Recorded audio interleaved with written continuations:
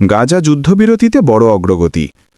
Israel সেনা প্রত্যাহারে প্রথম ধাপের সম্মতি দিয়েছে। বিশ্বজুড়ে এখন এই ঘোষণা নিয়েই চলছে জোর আলোচনা।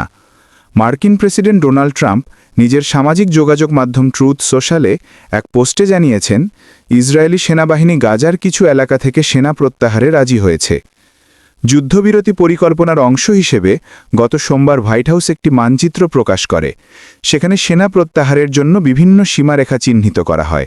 সেই সীমারেখা অনুযায়ী ইসরায়েল প্রথম ধাপে সেনা সরাতে রাজি হয়েছে। ট্রাম্প আরও বলেন, হামাস নিশ্চিত করলেই যুদ্ধবিরতি তাৎক্ষণিকভাবে কার্যকর হবে। শুরু হবে জিম্মি ও বন্দি বিনিময় প্রক্রিয়া। এরপর ধাপে ধাপে পূর্ণ সেনা প্রত্যাহারের পরিবেশ তৈরি করা হবে। এদিকে বিবিসি ভেরিফাইয়ের বিশ্লেষণ অনুযায়ী যুদ্ধবিরতির প্রথম ধাপ কার্যকর হলেও গাজার প্রায় ৫৬% এলাকা ইসরায়েলের নিয়ন্ত্রণে থাকবে।